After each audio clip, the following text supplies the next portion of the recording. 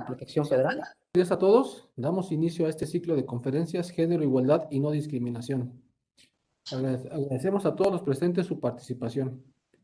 El día de hoy se encuentra con nosotros el doctor Alejandro Subire Cabello, director de capacitación a organizaciones sociales en el Instituto Nacional de Desarrollo Social, la ingeniera Nora América Badilla Soto, coordinadora del programa DARE México, y la licenciada en Psicología Lidia Inés Ortega Larios, comisionada en los Centros de Integración Juvenil, ahí en sede Naucalpan, quienes el día de hoy compartirán sus experiencias en la materia. Para dar inicio a este evento, escuchemos con atención el mensaje del comisario jefe, maestro Gerardo Reyes Salgador, director general de profesionalización en el Servicio de Protección Federal, a quien le cedo la palabra. Gracias, buenos días a todos, buenos días a todas. La ingeniera Nora América Badilla Soto, coordinadora del programa DARE México, amada licenciada Lidia Inés Ortega Larios, comisionada de los Centros de Integración Juvenil Naucalpan, amado doctor Alejandro Subire Cabello, director de capacitación a organizaciones sociales en el Instituto Nacional de Desarrollo Social, amados compañeros y compañeras que hoy nos acompañan en esta conferencia. Para el Servicio de Protección Federal que dirige el maestro Manuel Jesús Pino Barrientos, quien por mi conducto les transmite un afectuoso saludo, es de suma importancia compartir con nuestros integrantes todos aquellos conocimientos, experiencias y vivencias que les ayuden a mejorar el entorno en donde se desarrollan, la sana convivencia con sus prójimos y sobre todo en su entorno familiar. Los principios de igualdad y no discriminación son parte de las bases del Estado de Derecho. Como han señalado los países miembros de la ONU en la declaración de la reunión de alto nivel sobre el Estado de Derecho, todas las personas, instituciones y entidades públicas y privadas, incluido el propio Estado, están obligadas a acatar leyes justas, imparciales y equitativas y a respetar la igualdad de derechos de todos, sin distinción por motivos de raza, sexo, género, idioma, religión, posición social y ningún otro. El marco internacional de los derechos humanos contribuye para combatir formas específicas de discriminación, incluida la que afecta a los pueblos indígenas, migrantes, minorías, personas con discapacidad o a la mujer. Y también la discriminación del tipo racial y religiosa, por la que está basada en la orientación sexual y de género. Todos los países deben reconocer la importancia de lograr que las mujeres, sobre la base de la igualdad del hombre y la mujer, disfruten plenamente de los beneficios del Estado de Derecho.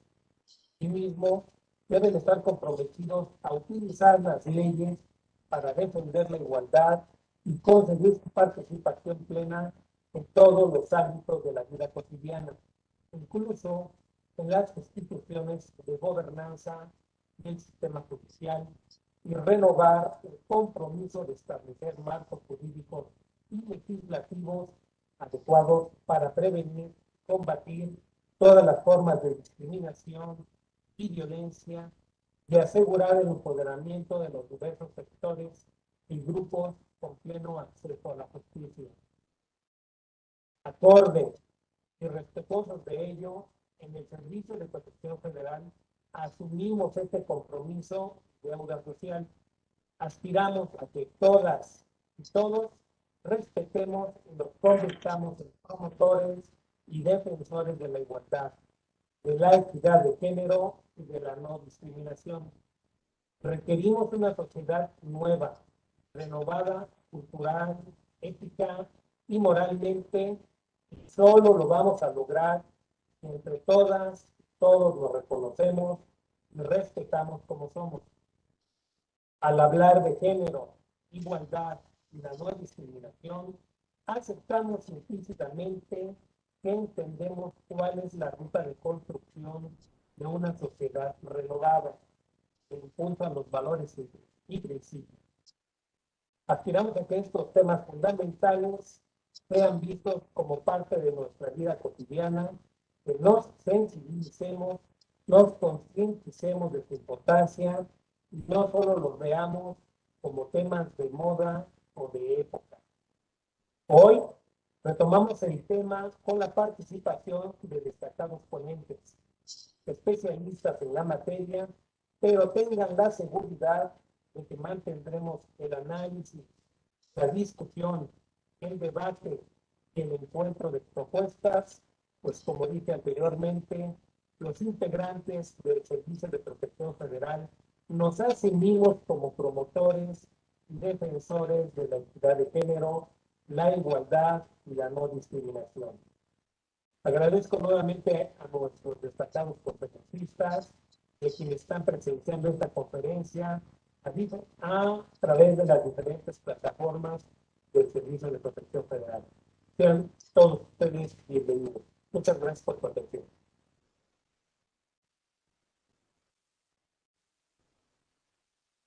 Muchas gracias, comisario jefe, por sus palabras. Para dar inicio, nuestro primer conferencista será el doctor Alejandro Zubire Cabello, quien es director de capacitación a organizaciones sociales en el Instituto Nacional de Desarrollo Social. Le pido al oficial licenciado Simón Espinosa Ibarra leer la reseña del doctor Zubire. Muchas gracias, buenos días a todos. El doctor Alejandro Zubire Cabello fue profesor del grupo de primaria en la Escuela Nacional de Maestros. Es licenciado en Psicología Educativa por la Universidad Pedagógica Nacional, UPN. Cuenta con la maestría en Educación por la misma Universidad Pedagógica Nacional, con una maestría en Psicoterapia Psicoanalítica por el Instituto de Investigación en Psicología Clínica y Social, AC. Cuenta con el doctorado en investigación psicoanalítica por el mismo instituto. Tiene una vasta experiencia en la docencia en diversos niveles educativos de educación primaria, desde educación primaria hasta posgrado. Es director de capacitación en organizaciones sociales de INDESOL. Ha sido director de posgrado e investigación en la universidad. Psicoterapeuta y psicoanalista en consulta privada. Y ha sido también supervisor de casos de atención y prevención de violencia en el CABI Azcapotzalco. Tiene la palabra el doctor Alejandro Zubire Cabello. Bueno, pues buenos días, muchas gracias Simón, por la presentación, muchas gracias maestro Gerardo Reyes por la invitación, muchas gracias al maestro Juan por la introducción. Mi participación, considerando la invitación y la convocatoria que hacen así de manera muy específica sobre el componente de género, sus expresiones en la no discriminación y en la violencia que derivan de ello, he planteado mi participación, mi comentario a partir de una introducción reflexiva. Lo que me interesa como investigador sobre el tema, que es donde lo he abordado, y en mi participación institucional en organizaciones sociales en el INDESOL, cuando estuve como directora en organizaciones sociales, trabajando con grupos de género, y en los estudios que he hecho, por ejemplo, en la universidad, en la Benemérita Universidad Autónoma del Estado de Durango, en estudios sobre lo masculino y lo femenino, quisiera plantear esta visión introductoria en dos pilares fundamentales. Uno, el estado del arte o estado del conocimiento que se ha hecho sobre las investigaciones de género, y otro, el estado de la cuestión. El estado del arte, de estos estudios de género, tiene un antecedente en América Latina. Primero, se recupera mucho la visión de los estudios sobre la cuestión del poder, la parte del planteamiento de lo social, y en América Latina comienza a generarse estos estudios de género en el antecedente de lo que son perspectivas de género. Es cómo se miraba, era una mirada hacia la cuestión de género ante la situación. Por eso este vínculo entre el estado del arte y el estado de la cuestión. entendamos como estado del arte todo lo que se ha escrito, todas las investigaciones que se han hecho para generar los estudios, teorías y publicaciones sobre la cuestión de género y el estado de la cuestión de cómo se ha movido el movimiento social. Aquí en el estado del arte o en el estado del conocimiento hay un término muy importante que tiene que ver con los estudios de género. En esta parte de los estudios de género es una visión muy norteamericana. Para los europeos hay estudios de lo femenino y estudios de lo masculino como algo diferenciado. Aquí, en América, con esta perspectiva de género que se utilizó en los años 80 y 90, se viene a revolucionar toda una parte de lo que es esta perspectiva en una cuestión mucho más aplicada. No reflexiva, sino paliativa. ¿Qué se va a hacer ante los problemas de violencia y de discriminación? ¿Qué se va a hacer ante los problemas de desigualdad? ¿Qué se va a hacer ante los problemas de falta de equidad? ¿Qué se va a hacer con todas estas secuelas de la situación de género, en donde la mujer queda en una desigualdad muy notoria por toda la parte de la visión del patriarcado y el machismo específicamente en la manifestación latina?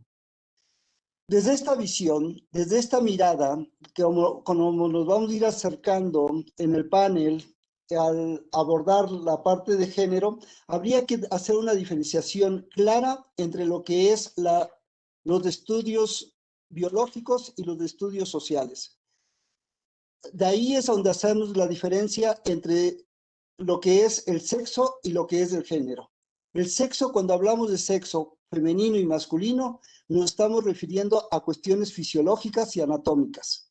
Cuando hablamos de género, estamos hablando de una visión social, desde una variable social. Por eso es muy importante que hablemos de la mujer y del hombre dentro de la cuestión de lo sexual y que hablemos de la cuestión de género desde una visión donde hay variables que afectan y que van a ser transversales en la parte de esta desigualdad, de esta discriminación y de estos componentes que son los que en México y en América Latina es lo que ha hecho el abordaje de género.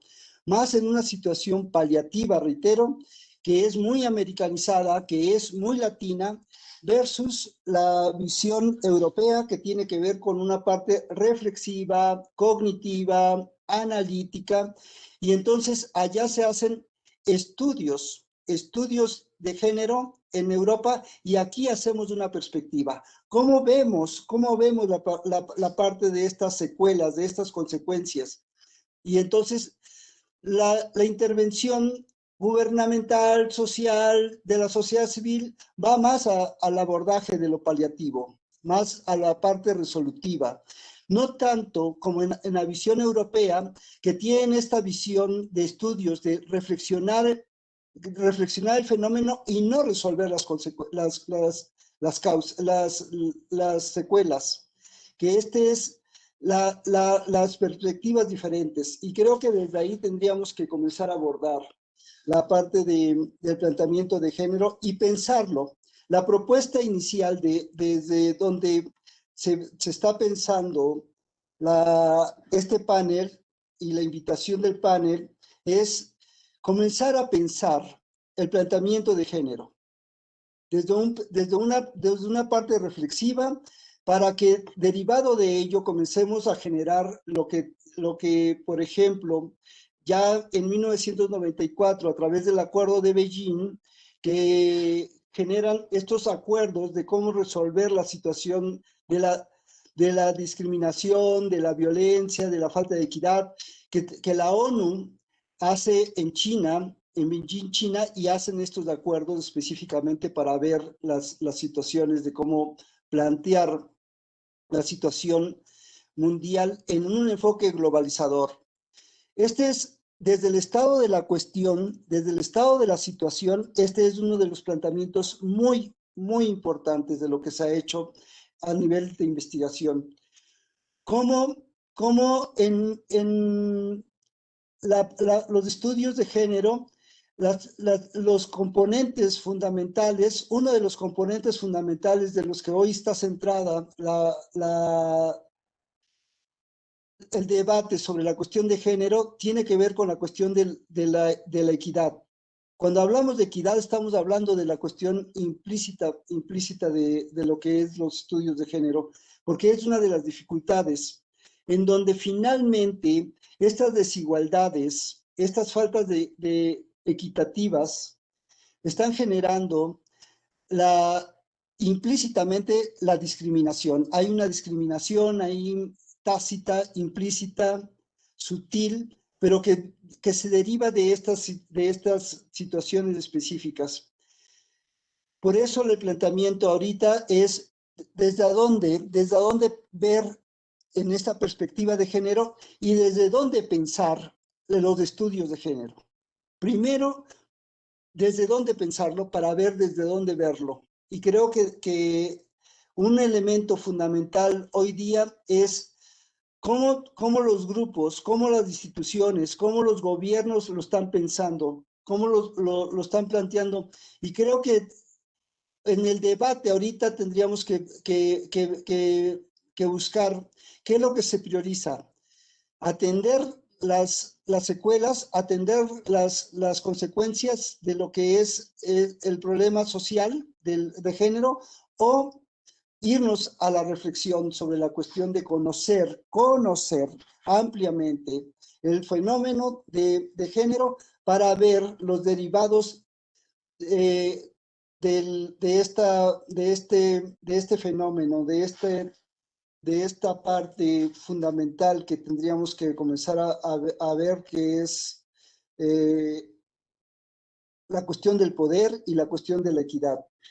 En España, en Europa específicamente, hay un Instituto Europeo de Igualdad y Género, el EIGE, que aborda desde la visión europea unos estudios de género, pensando que ninguna mujer europea que se salga de la Unión Europea puede ser violentada o puede ser discriminada.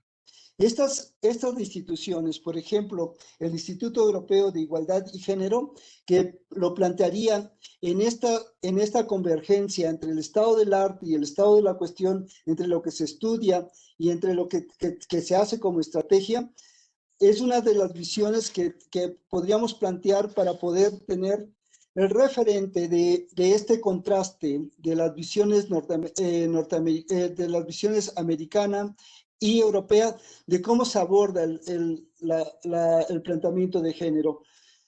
Irnos a la parte paliativa, como se ha hecho en la visión americana, nos deja muy acotados, nos deja muy limitados a una parte emergente, a una visión emergente de buscar resolver los problemas, pero no entenderlos. Y entonces el gran problema de esto es que en esta visión americanizada de ser emergente, nos quedamos muy por debajo porque no entendemos ampliamente el problema. Y yo creo que espacios como este que nos están invitando, nos permiten detenernos para poder replantearnos y repensar. Un elemento muy fundamental ahorita en el contexto de los estudios de género es la parte de la pandemia. Dentro de esta pandemia, y que se suma a lo que es el estado de la situación de la perspectiva de género y de los estudios de género, tenemos cómo ha aumentado la violencia intrafamiliar.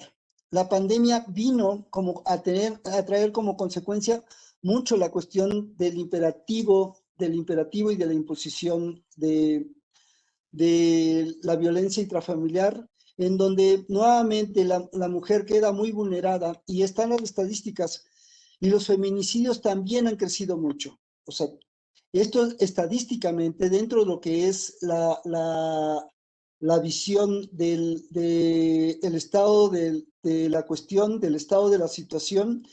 La pandemia hoy como un elemento globalizador, como en este paradigma, en esta visión globalizadora, ha traído como consecuencia mayor violencia por el estado, aquí sí desde una visión psicosocial, por el estado de estrés, por el estado de angustia y el estado de ansiedad. Y viene la violencia como una descarga de esta ansiedad, de esta angustia, del aislamiento, que no justifica, por ninguna causa justifica el hecho, sino lo explica. Por eso es importante la convergencia entre esta parte del estudio y la perspectiva. Y creo que en esta visión que vamos abordando en este panel, que nos permite ir acercándonos a las estrategias institucionales, a lo que están haciendo las organizaciones, las compañeras que nos complementan en el panel, abordarán de manera muy específica qué es lo que están haciendo las instituciones ante esta situación. La idea ahorita fundamental es dar una visión generalizada de cómo se está viviendo a nivel global, a nivel regional, a nivel continental y a nivel nacional. Las estrategias de lo que nos planteaba institucionalmente el maestro Gerardo Reyes, pues está muy claro que se hace a nivel de lo formal y de lo constitucional. Habría que ver también la cuestión de las estrategias. O se hace a nivel gubernamental con una cuestión de estrategia vertical, o lo hacemos a través de esos espacios de reflexión en donde podemos, a través del acercamiento, hacer una estrategia horizontal desde la reflexión. Creo que este espacio nos permite ser partícipes directos del fenómeno del género.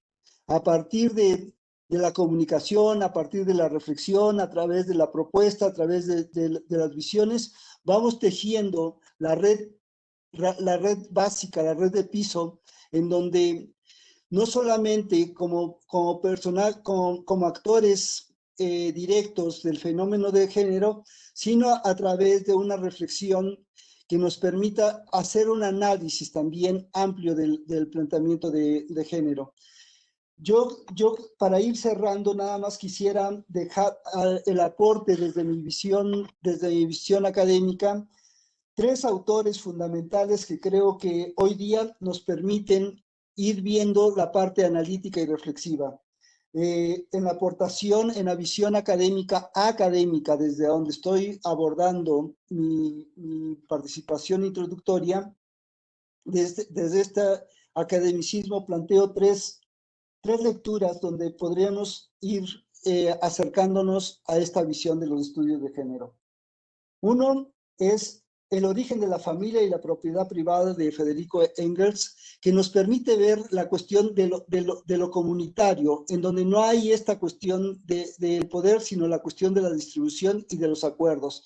Y creo que ahí volver al origen, como es lo que nos plantea Alain Touraine en Podremos vivir juntos, en esta reflexión del estudio de Alain Touraine, que es la segunda lectura, hace un replanteamiento, romper la cuestión de esta visión globalizadora dominante que genera la cuestión de la desigualdad, que genera en este tema específico del género, está generando esta parte de las desigualdades, pero que a nivel escolar, por ejemplo, de donde tengo también investigaciones sobre el fenómeno educativo, nos permiten ver efectos de violencia como la cuestión del bullying escolar o del mobbing laboral.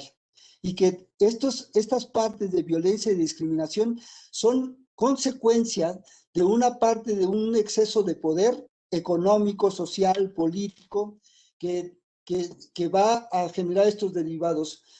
Mientras que no tengamos claro que el género, como el genérico y los derivados de violencia y de discriminación, son elementos de la cuestión del poder, mientras que no tengamos de esto, vamos a seguir siendo estados, países y continentes emergentes.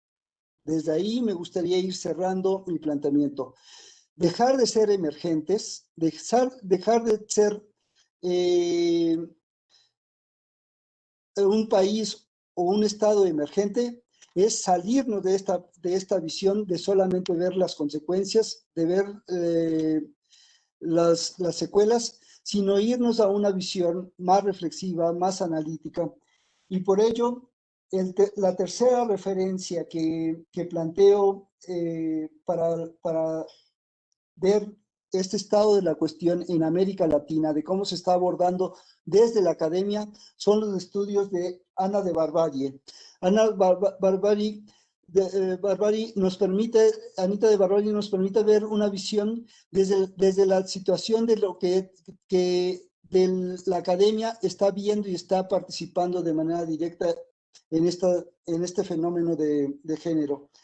Por último, creo que hoy, para mi conclusión de mi participación es cómo podemos reconceptualizar la parte de género a través de símbolos, de representaciones, de valores sociales que nos permitan resignificar la cuestión de género en nuestro país.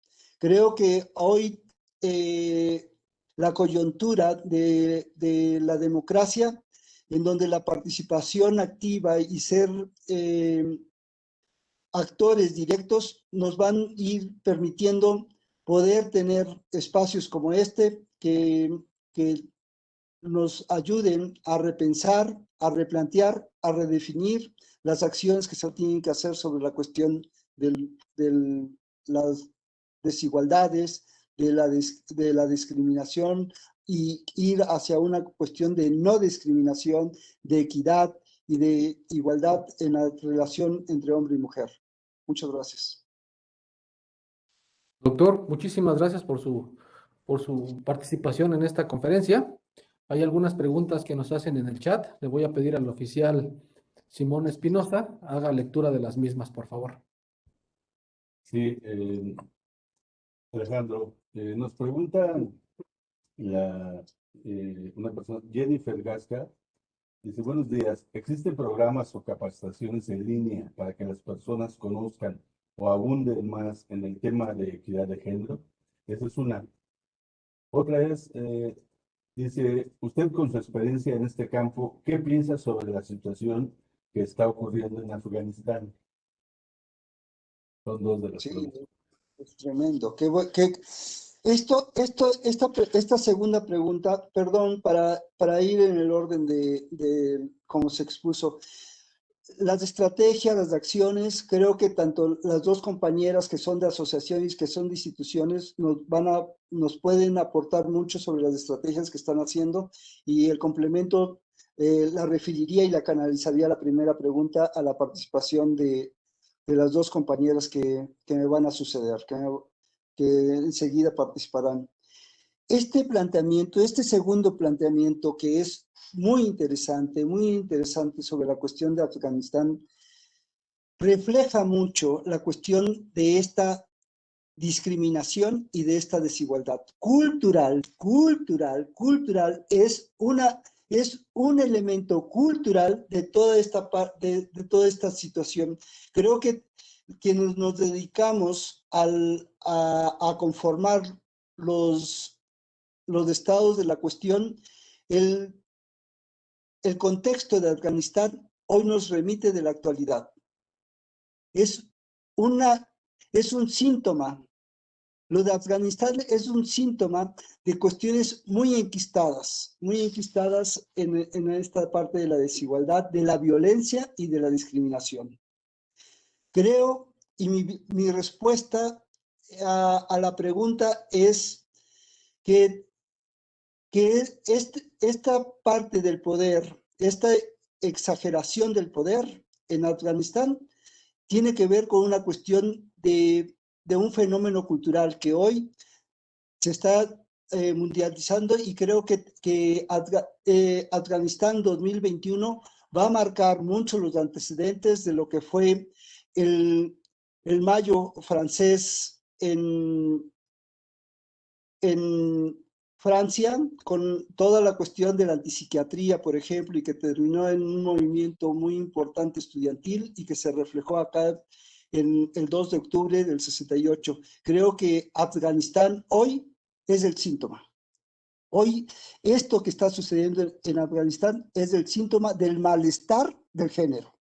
Esa sería mi respuesta concreta, Simón. Afganistán hoy es el síntoma de un malestar de la desigualdad de género.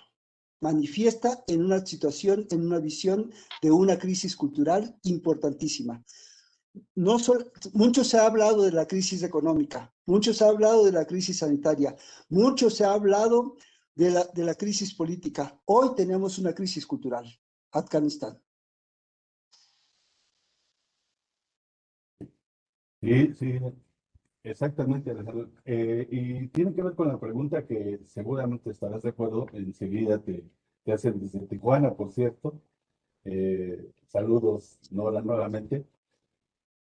Comenta aquí Julia acerca de la educación. Dice que si estás de acuerdo que la educación es un camino para romper con este problema que hoy se presenta en la sociedad, que es la desigualdad. Sí, buenísima, buenísima. Más que una pregunta, sí estoy de acuerdo, absolutamente, pero el planteamiento que hace quien nos hace favor de preguntar y participar es buenísimo. Hay cuestiones paliativas que son programas específicos de la no violencia, programas específicos de la no discriminación, y hay acciones estructurales como la educativa. La educativa no es paliativa, es estructural. Como alguien que se formó en la investigación en el campo de la educación, en la Universidad Pedagógica Nacional, con esta visión social, con elementos que se han revisado,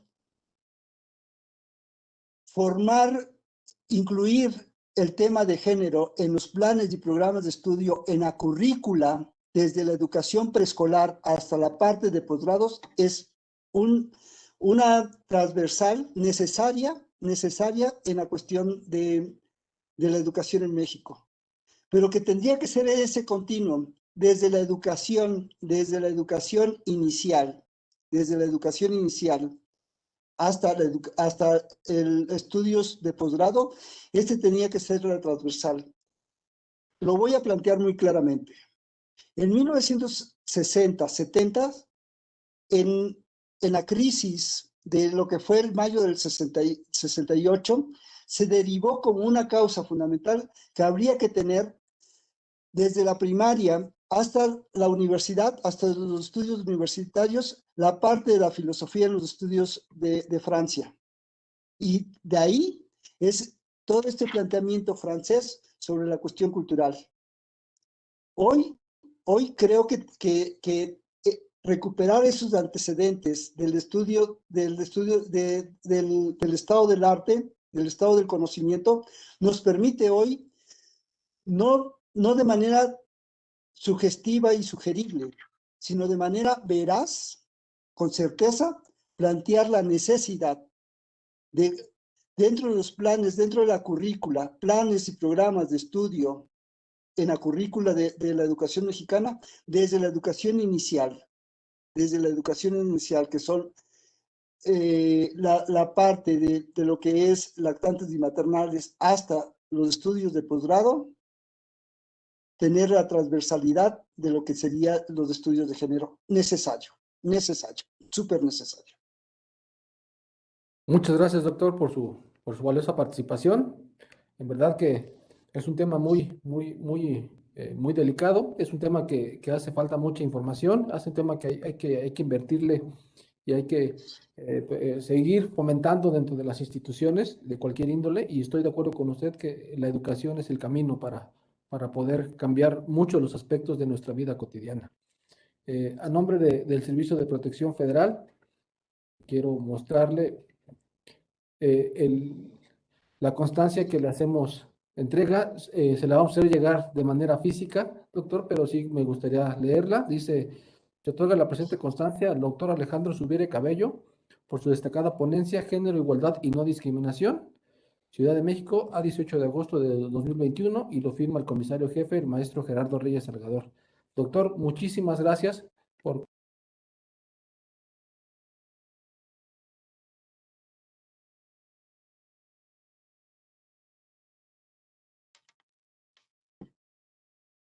Parece que se activó su micrófono.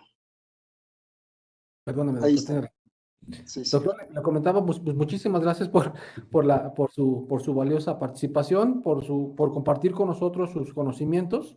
Esperemos que sea la primera de muchas veces que nos veamos por aquí compartiendo experiencias, conocimientos, nuevas prácticas, y en verdad le agradecemos a nombre del Servicio de Protección Federal. Le comentaba, tenemos su constancia de participación, se la haremos llegar de manera física, la mostramos aquí como agradecimiento a nombre del Servicio de Protección Federal. Muchas gracias, doctor. Muchas gracias por la invitación. Esfuerzos como este son muy benéficos para la coyuntura del país. Creo que quienes participamos en la base social y en los estudios académicos, pues tener un espacio de reflexión siempre nos beneficia para poder contribuir desde lo ideológico, desde el conocimiento, en el problema en el que estamos viviendo en la coyuntura de nuestro país y que no nos suceda lo que está sucediendo en Afganistán. Que así sea, Muchas doctor. gracias. Gracias. Bueno, vamos a continuar con la orden del día. Nuestra segunda conferencista es la ingeniera Nora América Badilla Soto. Ella es coordinadora del programa DARE México. Le pido al oficial licenciado Simón Espinosa Ibarra leer la reseña de la ingeniera Nora América Badilla Soto, y les recuerdo a todos los presentes que pueden hacer sus preguntas a través del chat a nuestra conferencista, quien al término de su ponencia dará respuesta a las mismas. Muchas gracias, licenciado. Adelante. Gracias, maestro. Pues, Nora, un gusto saludarte. Nos conocemos muy bien y la verdad te agradecemos mucho. Ya lo hicimos y lo hacemos nuevamente tu participación. Y bueno, como comentábamos ya hace poquito, esperamos que en breve estés inaugurando aquí en el Servicio de Protección Federal el programa DARE y trabajemos contigo como lo hemos hecho siempre de la mano. Muchas gracias, Nora, y bueno, presentarte ante todas las personas que nos hacen el favor de estar presentes en esta conferencia.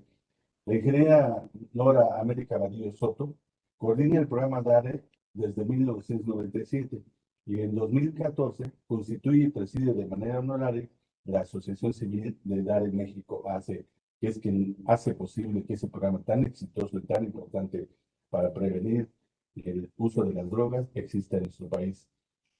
Nora es diplomada en prevención de adicciones por la Universidad de Veracruz, diplomada en planeación estratégica de la ciudad por la Escuela de Gobierno Municipal.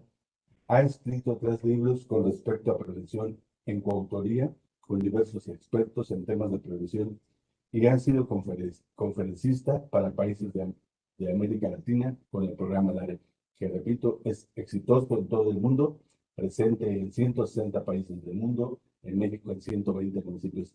Nora, muchas gracias por haber venido. Cedemos la palabra, doctora Nora. Muchas gracias. Gracias, muchas gracias, Simón, por la presentación. Primero que nada, pues quiero agradecer a todos los organizadores del evento por esta invitación. Nos da mucho gusto estar aquí con ustedes y poderles platicar someramente de en lo que hemos venido pues trabajando desde hace más de 25 años. Aprovecho también para saludar a toda la familia DARE que se encuentra presente. Me da mucho gusto que nos estén acompañando. Y permíteme compartir la presentación.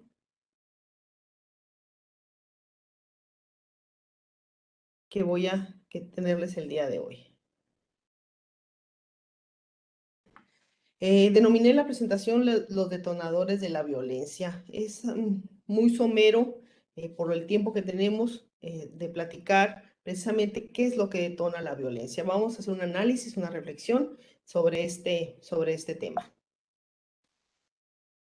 ¿Qué es la violencia? La violencia etimológicamente significa hacer uso de la fuerza. Es un comportamiento nocivo, aprendido o heredado. No nacemos con él, no nacemos violentos. Es la agresividad natural fuera de control y es asociada con diversas formas de destrucción. La violencia es un atributo de la cultura y la cultura es algo que heredamos sin saberlo. Ahorita vamos a profundizar un poquito más sobre ese tema. ¿Cómo se ha desarrollado la violencia en la historia? Antes de nuestra era, puse las más, creo yo, conocidas, textos que nos hablan precisamente del comportamiento violento en la antigüedad, cómo se desarrollaba. Vamos viendo un poquito sobre la Biblia. En sus páginas podemos contemplar a personajes que ejercen la violencia y personajes que la padecen, en ocasiones descarnadamente. Unos personajes que se sitúan tanto en el ámbito humano como en el divino. Infraticidios, fratricidios, incestos, asesinatos, destrucción de la humanidad con el diluvio o el fin del mundo plasmado en el Apocalipsis. Reflejan a un Dios iracundo y vengativo. Se plasma el primer asesinato en la historia de la humanidad, en donde un hermano mata al otro por celos. En la actualidad, derivado de esa cultura que heredamos, se tiene la costumbre de pagar mandas como un agradecimiento por un favor recibido a un santo. Esos actos son una derivación de la cultura de la antigüedad de entregar ofrendas diversas o sacrificios a los dioses o al Dios para agradecer o complacerlo, ¿no? Por ejemplo, el sacrificio que hacemos en Semana Santa, muchas personas todavía lo siguen haciendo y le llaman un sacrificio, dejar de comer algo que les gusta, dejar de ver una serie que les gusta, etcétera, como para pues, santificar la Semana Santa. O en mi época, no sé si todavía se acostumbre, los niños y las niñas iban a la iglesia a ofrecer flores a los dioses, a Dios o a los santos, durante mientras se rezaba el rosario, ¿no? No sé si todavía se utilice. El Corán es de los libros más violentos que existen, en donde ordena matar a todos los infieles donde quiera que se encuentren. Es una cultura que sigue vigente en la actualidad, y ahorita se tocaba el tema precisamente de Afganistán, utilizada por los fundamentalistas religiosos. En el Islam, desde sus inicios, se aprueba la guerra y la violencia como un medio lícito para expandir su religión. Existen en la actualidad terroristas fundamentalistas, además de por razones religiosas o por razones políticas e ideológicas. La mitología griega es otro tema de la antigüedad donde los dioses y las diosas tenían debilidades humanas. Aquí al menos había dioses y diosas. En los textos anteriores existe un solo dios y además es del sexo masculino. Violaciones, incestos, castraciones, asesinatos, suicidios, adulterios, parricidios y todo un abanico de transgresiones conforman la historia de la cultura griega y romana, en donde el apareo entre dioses y mortales consensuado o violentado forjaron la historia de la humanidad. El sometimiento a las mujeres en la cultura grecorromana fue una práctica habitual al considerarse a estas incapaces de controlar sus pasiones. Desde entonces ya había discriminación de género. La masculinidad se evidenciaba a través de la dominación femenina. No hacerlo significaba perderla, algo inaceptable en una cultura que necesitaba de la guerra para extenderse y consolidarse. La mitología grecorromana es una representación de seres que se saben superiores, desatando su furia contra seres más débiles que ellos o que se consideraban inferiores. Algo similar nos sigue sucediendo en la actualidad.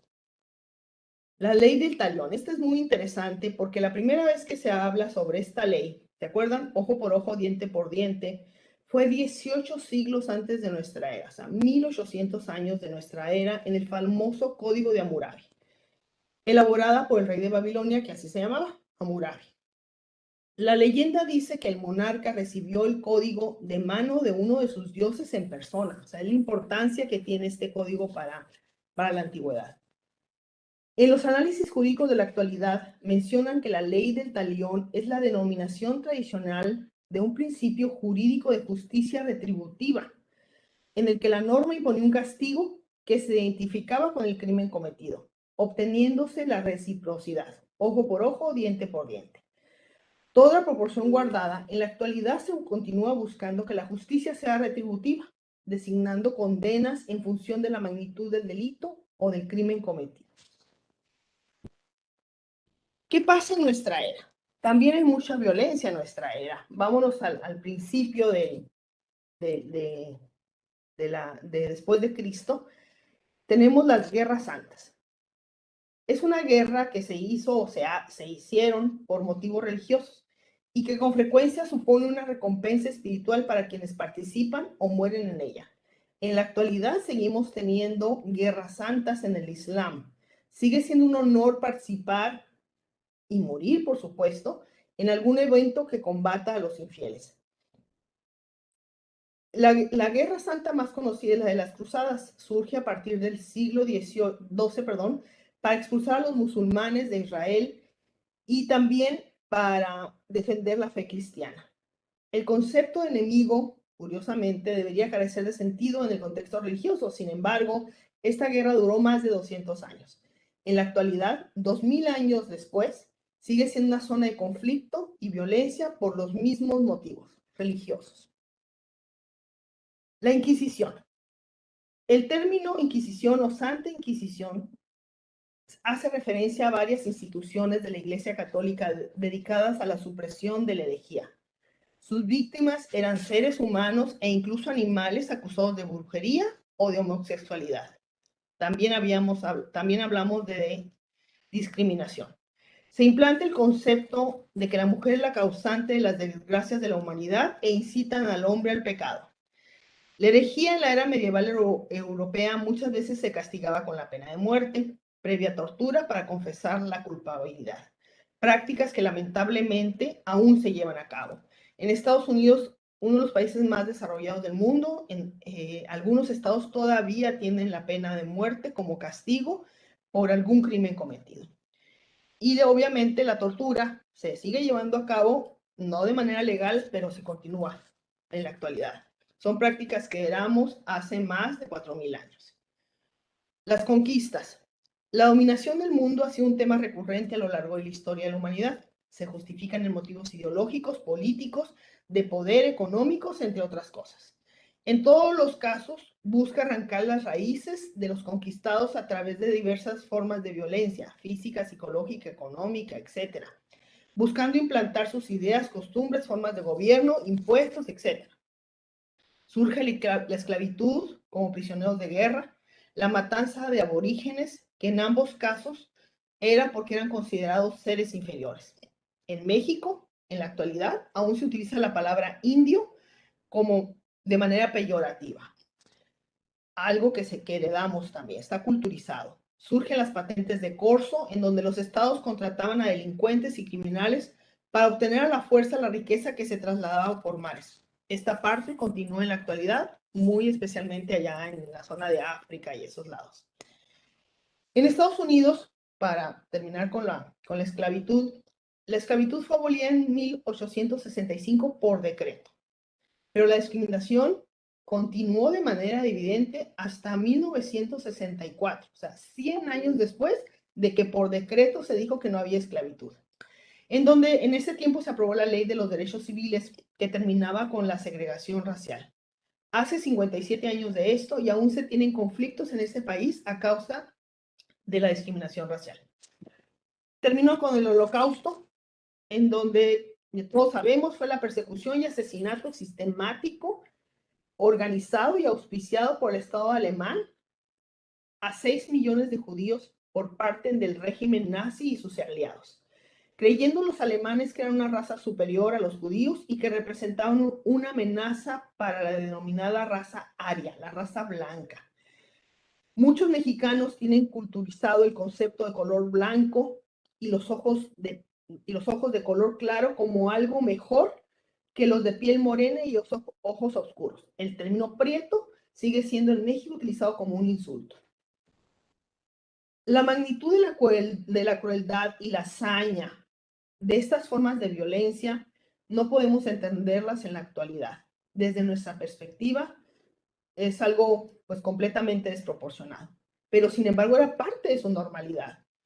La primer cuestionamiento que me gustaría hacer, la primera reflexión que me gustaría hacer es ¿qué tanto normalizamos también en estos momentos ciertas conductas violentas? En aquel entonces no se cuestionaba y ahorita tampoco nos debemos estar cuestionando muchas formas que nos van a juzgar en la historia también, ¿no? Todas estas formas de violencia se han culturizado y adaptado a nuestros tiempos. Solo han cambiado las formas. Vamos viendo eso. Había también los castigos. El castigo inició, de acuerdo a los textos antiguos, cuando Adán y Eva son expulsados del paraíso. Nace la justicia y nace el castigo divino, un ser superior que imparte justicia a través de poner un castigo a los humanos, que son seres inferiores, el uso de la fuerza también. Sodoma y Gomorra son destruidos completamente también por un castigo divino, debido a que había, las ciudades estaban, pues no había una sola persona o dos, había dos o tres que lo sacan de Sodoma y Gomorra antes de destruirlo, que eran los únicos, pues fieles, digamos, que a Dios en esas ciudades. La matanza de los primogénitos de Egipto es algo, una brutalidad increíble donde Dios ordena o mata a todos los primogénitos de los egipcios para poder liberar a los judíos de la esclavitud a la que estaban siendo sometidos precisamente en esa época, ¿no? Y bueno, yo me cuestiono, ¿qué culpa tienen los niños, verdad? De que sus papás hayan tenido como esclavos a los israelitas. Pero bien, el castigo humano, de ahí heredamos el castigo humano desde el castigo divino, ¿no? Hasta mediados del siglo XIX los castigos por cometer un delito eran descuartizar. No sé si han visto esos textos o visto esas películas donde agarraban a la persona y le ponían un caballo en cada miembro, manos y pies, y los jalaban al mismo tiempo. Eso era descuartizar. Amputar, el marcar con algún, ¿cómo le llaman? Un fierro ardiente, alguna parte del cuerpo de la persona. De hecho, pues hace muy poco teníamos el caso de una secta, Naviux, donde marcaban a las mujeres que eran parte de su secta, ¿no? Y eso no hace ni 10 años. La horca, la flagelación, la lapidación, la hoguera, la estaca. Y todos estos eran actos públicos, eran espectáculos públicos, eran la manera como se impartía la justicia. Hasta a partir del siglo XVIII nacen las prisiones como una institución, centros destinados a la retención y custodia de detenidos, presos y penados, como una institución penitenciaria cuyo fin primordial es la reducción y la reinserción social de los sentenciados a penas y medidas penales privativas de la libertad. Privativas de libertad, como consecuencia de haber cometido una conducta tipificada penalmente como delito. Ya no se le llama castigo, ya ahorita en nuestra actualidad se llaman penas, ¿no? Y hay que purgar una pena como consecuencia retributiva de un delito cometido o un crimen.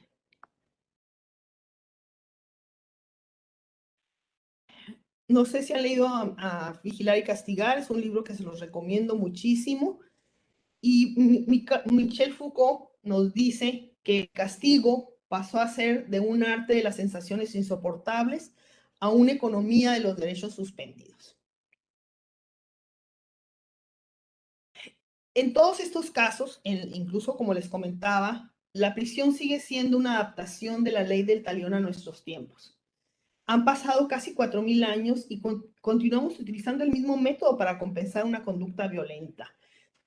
Es esa justicia retributiva que seguimos utilizando. No hemos tenido la capacidad en 4.000 años de pensar en formas en que pudiera el delincuente o el criminal realmente rehabilitarse, que es lo que pretenden nuestras prisiones. Si el castigo es pedagógico, no está funcionando. Tenemos que buscar otras formas en que la persona realmente se rehabilite y no vuelva a cometer delitos, ¿no? Que ese sería el objetivo, no tanto el pago por a cambio de, ¿no? Esa es mi propuesta. ¿Cómo está la violencia en la actualidad? La violencia, aunque algunas personas no están de acuerdo, pero estadísticamente está demostrado en la historia que ha disminuido considerablemente. Tenemos mucho menos violencia que en la antigüedad. Los motivos son los mismos. las formas y las dimensiones son los que han cambiado. Hay mayor conciencia en la actualidad, mucho menos brutalidad, ya no estamos descuartizando a nadie, no estamos colgando a la horca, etcétera. La disminución de la justificación de los actos violentos. La justificación de antes era porque la gente se lo merecía, ¿no? Era culpable y por lo tanto tenía, la forma de pagar era ese acto violento. Más y mejores leyes que protegen a las víctimas y sus derechos. Los castigos físicos son menos aceptados incluso en los niños, que aunque tenemos poco tiempo, que el niño ya no se castiga físicamente. Los castigos que aplica el Estado ya no son físicos. Las conductas violentas permitidas en el pasado son consideradas delitos en la actualidad y el rechazo a las conductas violentas. Hay mucho por hacer, obviamente.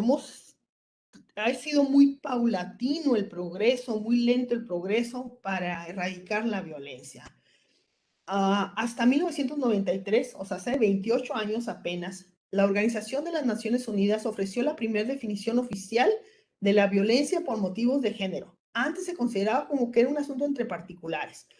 A partir de 1996, la Organización Mundial de la Salud considera la violencia una amenaza para la seguridad pública, hace apenas 25 años. La tipología de la violencia, de acuerdo a la Organización Mundial de la Salud, está dividida en tres: en violencia interpersonal, autoinfligida y colectiva. La interpersonal se divide en familia, pareja o en comunidad.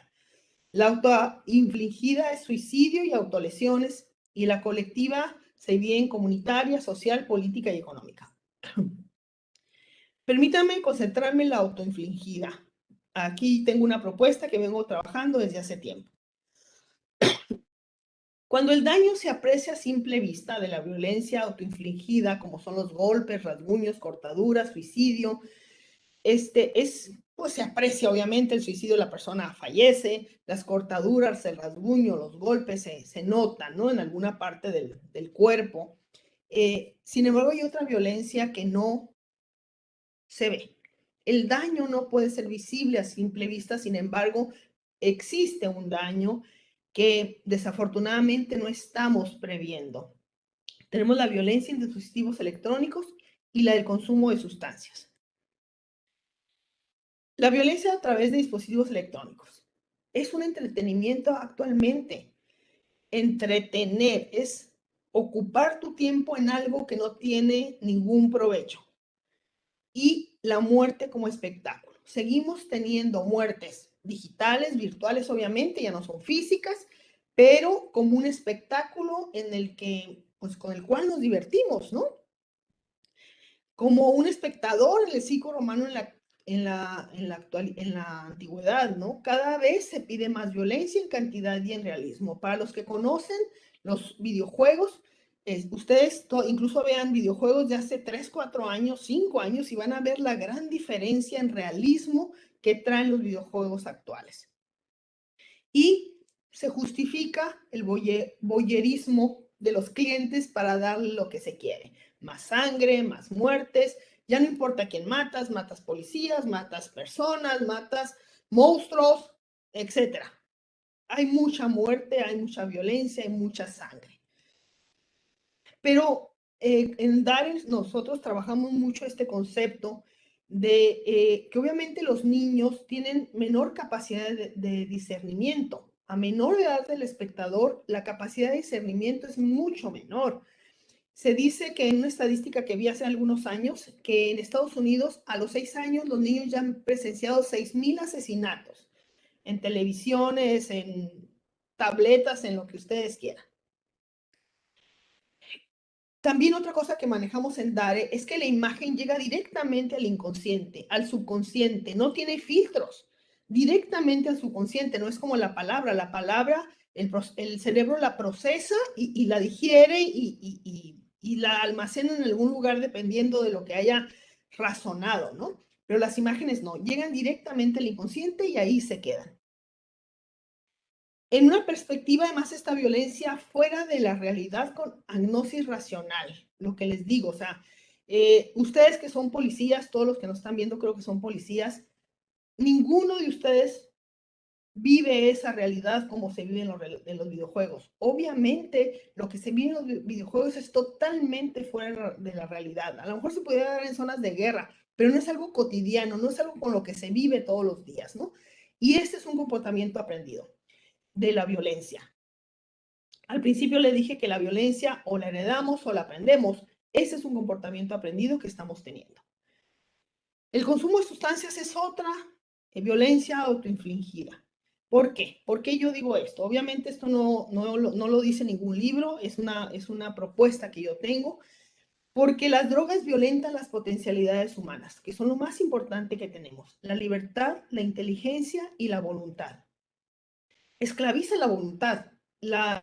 Cuando llega el momento de una adicción, la voluntad ya está regida por una sustancia.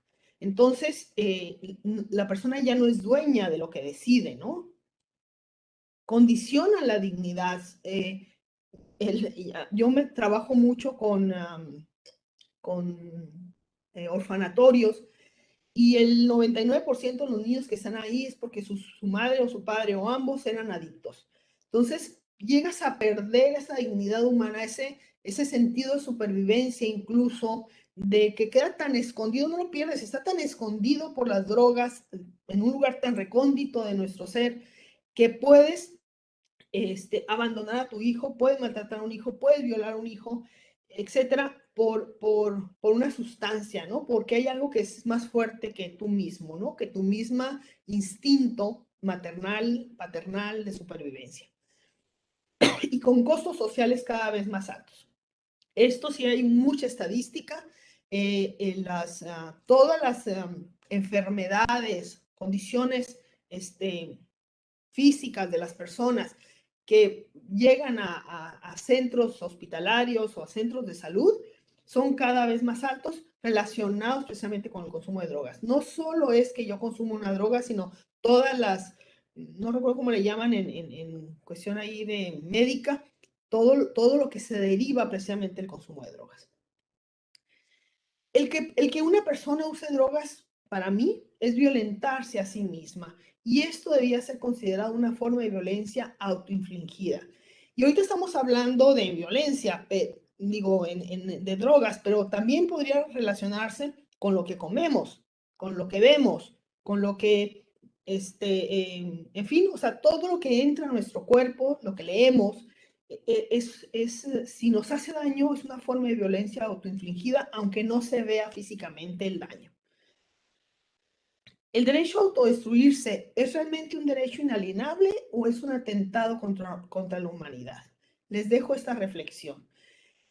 Realmente, si yo decido destruirme, si yo decido drogarme, si yo decido alimentarme mal, si yo decido ver violencia, ¿nada más me hago daño a mí o afecto todo mi alrededor, no? Yo creo que la violencia no puede ser negociada ni establecer acuerdos sobre el tipo de violencia que está permitida. La violencia es violencia física o no se vea o no se vea. ¿Qué detona para mí la violencia? ¿Qué lo considero yo detonadores de la violencia? Las emociones, sentimientos y conductas para mí son los detonadores principales de la violencia. Aquí hay una lista que no quiero ser exhaustiva, es nada más limitativa, de los sentimientos y emociones que causan la violencia. El miedo es el principal, a pesar de que sea un arma, una herramienta que tenemos todos los humanos como una protección para la supervivencia, llegamos a magnificarlo de tal manera que puede llegar a hacernos cosas, llevarnos a hacer cosas, pues totalmente que rompen, transgreden muchas cosas. No sé si ustedes conocen el caso de una persona de Estados Unidos que fue a Rosarito, Baja California, llevó a sus 2 bebés, uno creo que de 1 año y otro de 8 meses, algo así, y los mata. Afortunadamente la mamá alerta a las autoridades porque el papá no, vivían en pareja normal, el papá no le contesta el teléfono, ella se preocupa, localizan que el teléfono está en Rosarito y estaban las autoridades pendientes. Al momento que cruza la frontera de México para regresar a Estados Unidos, lo detienen. El papá mató a 2 bebés, a sus 2 hijos, porque él pertenece a una secta que se llama QAnon. Y sus hijos, como la mamá, él consideraba que la esposa de él, la mamá de estos niños, tenía ADN de víbora, los hijos lo habían heredado. Entonces él se consideró salvador del mundo y mata a sus hijos para que no se conviertan en monstruos que acaben con la humanidad. Entonces, o sea, el miedo te llega a potenciar actitudes, acciones, conductas totalmente transgresoras, ¿no? La ira y el coraje es otro detonador de la violencia, la vergüenza, los celos. Caín mató a Abel por celos. El sentido de posesión, poder, el sentirte dueño de una persona, de voluntades incluso, y aquí me extiendo yo a animales, naturaleza, cómo podemos sentir que nos pertenecen y podemos destruirlos. El deseo de control, el de que todo sea como yo quiero que sea, la desesperanza, la inseguridad, la codicia, el egoísmo, la indiferencia. Indiferencia nos ha llevado a centrarnos en nosotros mismos sin que nos importe nuestro alrededor ni lo que nos sucede a los demás, ¿no? La venganza y el castigo traemos esa culturización de que quien la hace la tiene que pagar, independientemente de lo que sea, la tiene que pagar. La intolerancia, que es la raíz de la discriminación, y la victimización. Eso es muy común en nuestro país, donde todo me lo tomo de manera personal, siempre pienso que me están agrediendo y reacciono en consecuencia. Y las actitudes y conductas también, no es exhaustiva la lista, que considero más importantes que detonan la violencia, la ignorancia. Yo siento que la ignorancia es la peor tragedia de la humanidad, es la peor pandemia que tenemos ahorita en la humanidad, y además no queremos acabárnosla. No queremos leer, no queremos buscar, no queremos confrontar nuestras ideas con otra persona, ¿no? O sea, seguimos enfrascados en lo que nosotros nada más conocemos, y desgraciadamente ese es el tamaño de nuestro mundo. La inercia cultural que les comentaba, que venimos arrastrando desde hace mucho tiempo, nuestras conductas ni siquiera las cuestionamos, ¿sí? Ni siquiera nos ponemos a ver por qué hacemos lo que hacemos todos los días, por qué venimos arrastrando incluso conductas de nuestros padres, como nunca nos los hemos cuestionado, las seguimos haciendo sin siquiera darnos cuenta. El machismo, obviamente, lo humano convertido en mercancía, las verdades únicas. Esta es de las cosas que más detonan la violencia. Así como como las personas que practican el Islam, la religión del Islam, piensan que su Dios es único, o otras religiones que piensan que su Dios es único y todos los demás están equivocados, hay verdades que creemos que también son únicas. Yo nomás tengo la razón, lo que yo creo es únicamente cierto, ¿no? La superioridad, eso también detona mucha violencia, el creerme que soy mejor que los demás y el que cambien los demás. Yo no tengo por qué cambiar, que cambie mi papá, mi tío, mi abuela, el gobierno. Yo, ¿por qué tengo que cambiar? Yo estoy bien. La violencia está contenida dentro de cada persona, por eso existe. No está en el exterior nuestro, está en nuestro interior. Y en la medida que cambiemos nosotros y cambiemos esas actitudes, conductas, comportamientos, es como va a cambiar realmente la violencia. No pidamos que sea algo hacia afuera, empecemos por hacer algo por dentro. Y para terminar les dejo esa reflexión. ¿Pueden las leyes y los castigos evitar que estos sentimientos, emociones, actitudes y conductas en las personas que generan violencia? Muchas gracias. Doctora Nora, muchísimas gracias por su participación. Nos deja mucha reflexión. Hay muchas preguntas en el chat que se hicieron. Estuvo muy interesante la plática. Esperemos tener la oportunidad de retomar esta charla, esta plática con usted para abundar más en el tema. Pero le voy a pedir al oficial Simón si nos puede leer alguna de las preguntas que ya seleccionó para usted. Sí, gracias, maestro. Pues son muchas. Este evento está resultando muy importante porque me parece que está moviendo conciencias. Eso ya es muy importante para todos nosotros. Pues, Nora, algunas de las preguntas que queremos presentar, de las que se nos han enviado, son las siguientes. Las otras te las hacemos llegar para que ahí las contestemos las compañeras que están haciéndolas. Una es, ¿la violencia se inculca o somos violentos por naturaleza? Es la Te primera. escucho muy bajo, Simón. No sé si Perdón. podrías sacar un poquito más alto, por favor. La primera es, ¿la violencia se inculca o somos violentos por naturaleza? No, eso ya está demostrado, ¿eh? Anteriormente se pensaba que 80% era una violencia que heredábamos o cultural o que aprendíamos durante el transcurso de nuestra vida y un 20% era biológica. Ahorita ya está casi en un 90 y tantos por ciento, o sea, mucho más del 90%, que la violencia es aprendida o culturizada, o sea, heredada, como yo le llamo, ¿no? Biológicamente se está hablando de un porcentaje muy, muy bajo. Muy bien. La siguiente, si nuestro entorno siempre ha sido violento, ¿cómo podemos darnos cuenta que somos violentos o que estamos siendo víctimas de la violencia? Bien, lo que yo hablaba es ese proceso de reflexión, el de buscar más allá, ¿no? El de no quedarnos nada más con lo que vivimos todos los días, en cuestionarnos todo lo establecido. De veras, y hay que empezar a cuestionarnos desde por qué como lo que como, por qué estoy casada con quien estoy casado, por qué tomo el mismo camino todos los días, o sea, porque nuestro cerebro en 20 días, 21 días, hace el comportamiento una costumbre y ya no se da cuenta. Yo creo que todo lo hemos visto cuando manejamos. Cuando vamos del trabajo a la casa nos vamos siempre por el mismo lugar y ya casi trae piloto automático, ¿no?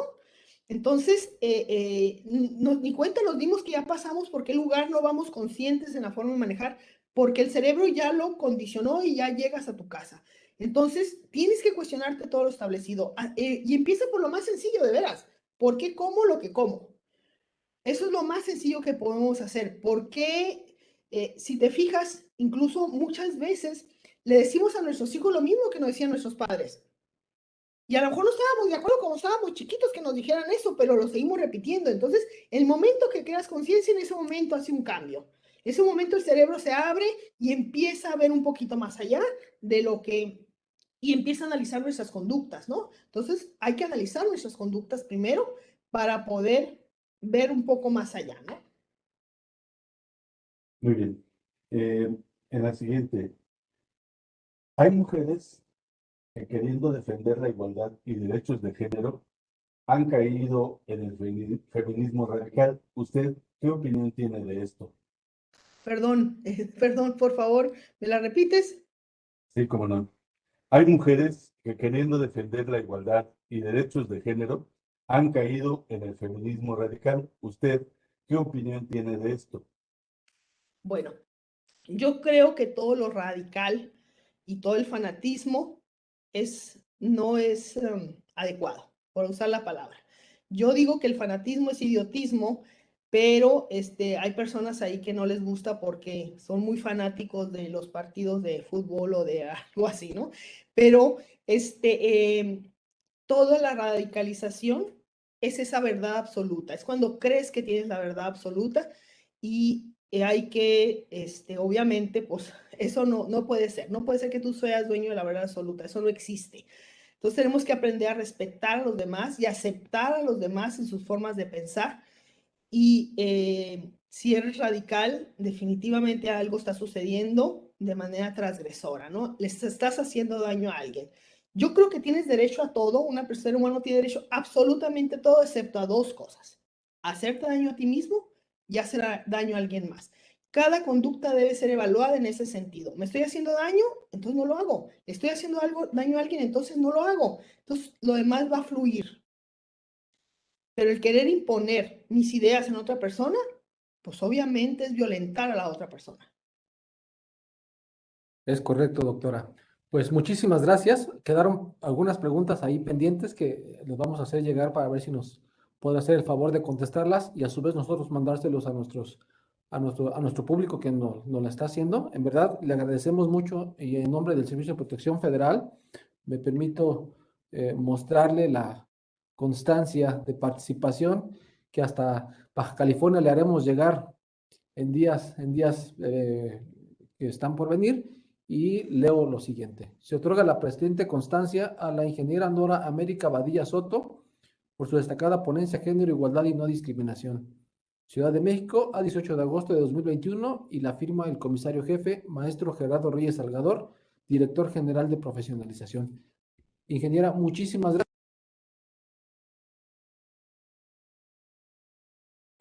Muchísimas gracias en verdad por su experiencia, por compartirla con nosotros, con el público que nos acompaña. Y como dijo el oficial Simón, esperamos que sea el inicio de muchos proyectos que trabajemos de la mano aquí en Protección Federal. En verdad, muchas Gracias a gracias ustedes. por su apoyo. Vamos a continuar con nuestro programa y tenemos la última ponencia en este ciclo de conferencias. Nuestra tercera y última conferencista es la licenciada en Psicología Lidia Inés Ortega Larios, comisionada en los Centros de Integración Juvenil de Naucalpan. Le pido al oficial licenciado Simón Espinosa Ibarra leer la reseña de licenciada en Psicología Lidia Inés Ortega Larios. Sí, como no, muchas gracias, maestro. Pues, Lidia, un saludo y muchas gracias, como lo venían diciendo. De verdad, agradecemos y valoramos todo el apoyo que nos están dando ustedes para esta importante serie de eventos y de reuniones que tienen que ver con discutir esto que está pasando en el mundo, que nos está rodeando a todos y hay que hacer algo, todos, entre todos, seguramente podemos hacer mucho, mucho si nos unimos y sacamos cosas conjuntamente. La psicóloga Lidia Inés Ortega Larios es licenciada en Psicología por la Facultad de Estudios Superiores Iztacala de la Universidad Nacional Autónoma de México.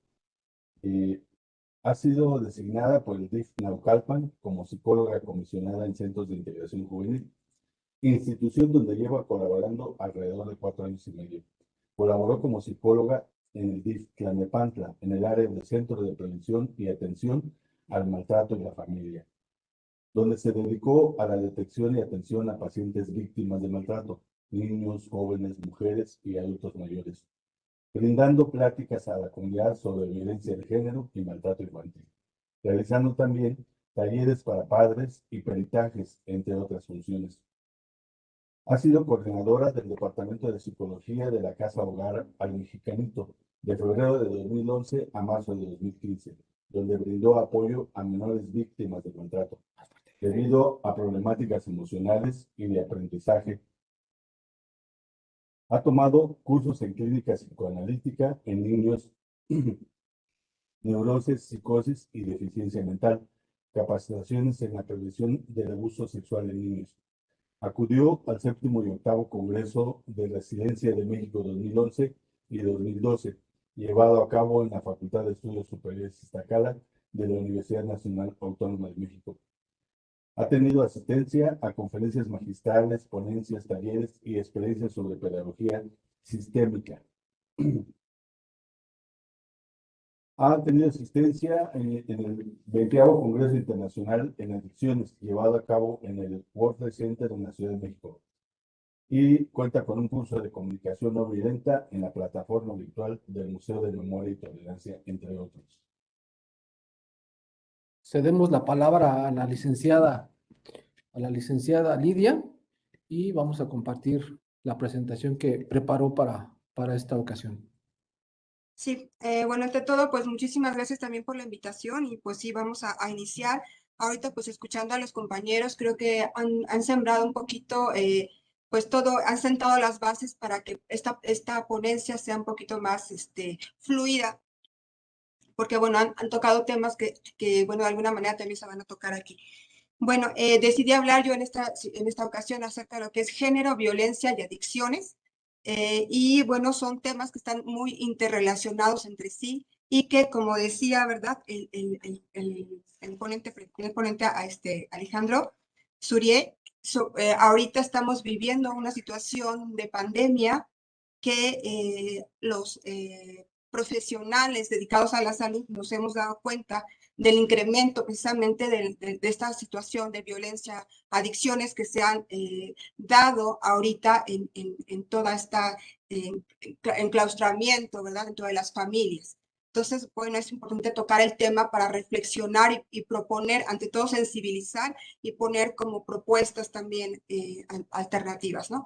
Dentro del primer lámina, la siguiente lámina, podemos observar acerca de lo que es les puse aquí a hablar un poquito acerca de género. Ya se ha tocado un poquito, como lo hemos visto, así que no lo voy a hacer de manera muy rápida.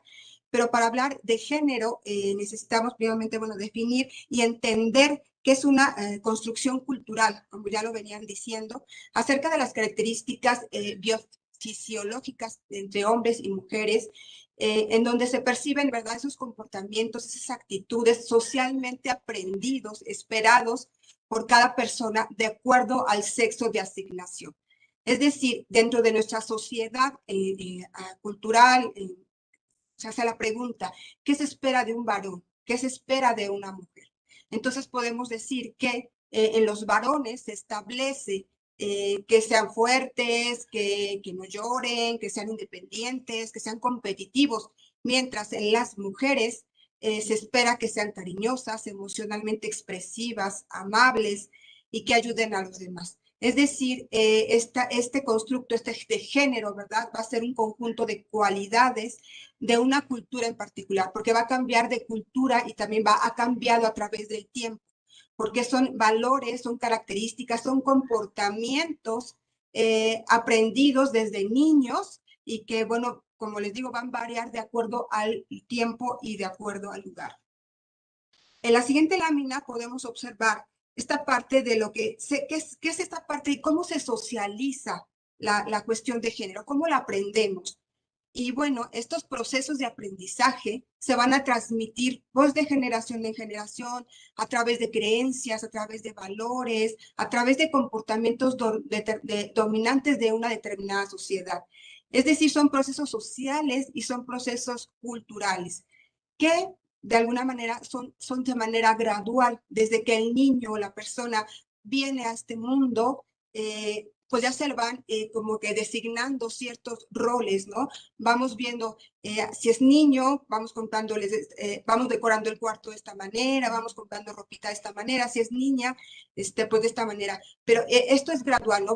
Se va a ir aprendiendo en el ser humano desde la más tierna infancia. Y bueno, los agentes socializantes para que se vaya penetrando toda esta información, si lo vemos en la siguiente lámina, podemos observar que son la familia, que son la escuela, que son a través del juego, ¿verdad? Cómo van aprendiendo esa diferenciación de roles. Entre sus grupos de iguales también se va aprendiendo, entre la comunidad cultural, la comunidad religiosa, los medios de comunicación, la escuela, que de alguna manera todo esto en común va conjuntando para que la persona, para que el individuo vaya aprendiendo, vaya internalizando todos estos cuestiones de género, esos aprendizajes que se van dando a través del tiempo. Pero bueno, ¿cuál es el impacto, verdad, del género en la vida que tiene el ser humano? De alguna manera, el impacto de estos aprendizajes que vamos aprendiendo desde la más tierna infancia nos van estableciendo comportamientos diferenciados, es decir, entre hombres y mujeres. Entre ellos se espera que las mujeres sean sensibles, que los hombres sean fríos, que no expresen emociones, no expresen sentimientos, porque se les indica, bueno, es que eres una niña, eres una, esta palabra peyorativa de vieja, ¿no? Si lloras, o el último vieja el que llegue, ¿no? Estas cuestiones aprendidas a través de juegos también que se van dando. Y qué bueno que también se dice las mujeres son buenas para la cocina, las labores del hogar, mientras que los hombres, los varones, son para el trabajo rudo. De los hombres se espera un comportamiento agresivo y de las mujeres un comportamiento aprendido. Tranquilo. Entonces, de alguna manera, la educación nos va condicionando en estos roles y cuando una persona se sale de estos roles, es severamente juzgado. Tanto esos varones que a lo mejor tienen determinadas afinidades para es cuestiones que se le asignan a la mujer, pues ya es cuestionado, ¿no? O igual a la mujer, ¿no? Es severamente cuestionado estas actitudes si se salen de estos estereotipos, de estos roles. Bien, Vamos ahora a, bueno, ya también definió la ingeniera Nora, ¿verdad? Acerca de lo que es la violencia, pero también quiero yo definirla aquí, que lo podemos ver en la siguiente lámina, porque voy un poquito explicando todas estas partes para poder conjuntar todo este tema que yo quiero darles, que es violencia, género y adicciones, ¿no? Dentro de la violencia, ya lo decían también, la Organización Mundial de la Salud la va a definir como el uso intencional de la fuerza o el poder físico, que va a atentar ya sea contra uno mismo, o contra otra persona, o un grupo, o una comunidad, que va a causar lesiones, muerte, daños, incluso trastornos del desarrollo o privaciones. Después aquí una imagen en donde, bueno, a veces va también de escalerita, la violencia, cómo se va aprendiendo, ¿no? Precisamente esta parte de cómo se aprende, porque hacían la pregunta por ahí si la violencia es aprendida o ya nacemos con esto, ¿no? Realmente la violencia es algo que vamos aprendiendo dentro del sistema más nuclear, que es la familia, ¿no? Y bueno, decimos, no es algo natural la violencia, la aprendemos, es una manifestación de lo que también es el abuso del poder y realmente no es algo con lo que vengamos al mundo, ¿no? Bien, dentro de las manifestaciones de la violencia, en la siguiente lámina podemos observar que hay diferentes tipos de violencia, como a lo mejor muchos de ustedes ya la conocen. Pueden ser violencia, desde la violencia física, violencia psicológica, violencia sexual, violencia patrimonial. Entonces, al hablar de violencia podemos hacer las diferenciaciones del tipo de violencia que se está ejerciendo hacia la persona, ¿no?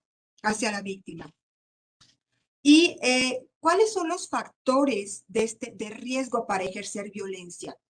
En la siguiente lámina podemos observar un modelo ecológico que el psicólogo Urie Bronfenbrenner, perdón por la pronunciación, es un psicólogo ruso, que él hacía a través de este modelo ecológico, daba una explicación de que la violencia se da como no existe un único factor para que se genere la violencia, para que se explique por sí sola, sino que para poder entender por qué algunas personas o por qué algunos grupos de personas están expuestos a mayor situación de violencia interpersonal, hay que entender como que todo un conjunto de sistemas, ¿no? Que va desde lo individual, desde esta parte individual que es desde la crianza, desde los modelos de apego, desde el desarrollo emocional, competencias personales, autoestima, historia personal,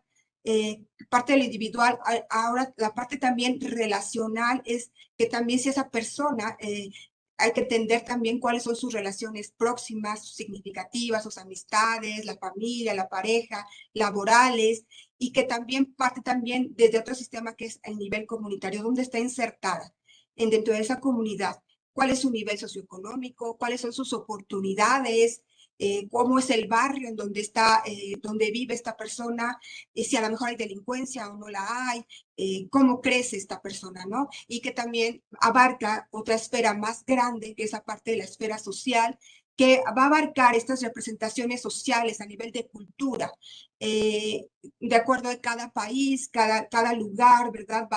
Vamos a tener creencias, ideas, culturas diferentes, ¿no? Entonces, esta parte del patriarcado, estas desigualdades que se viven dentro de la sociedad, esta violencia nacional también que se está ejerciendo dentro de las políticas públicas. Entonces, es entender desde la esfera más pequeña hasta vamos creciendo estas esferas, haciéndolas más grandes y entender por qué a veces una persona puede estar más expuesta a estas situaciones de violencia o él también puede también para generar o brincar también para que él pueda ejercer esta violencia hacia las demás, ¿no? Entonces vamos observando aquí que no es algo aprendido, sino que es algo aprendido, perdón, que vamos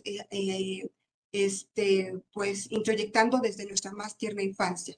Bien, en la siguiente lámina les pongo aquí esta parte de lo que es la pirámide de la violencia de Galton.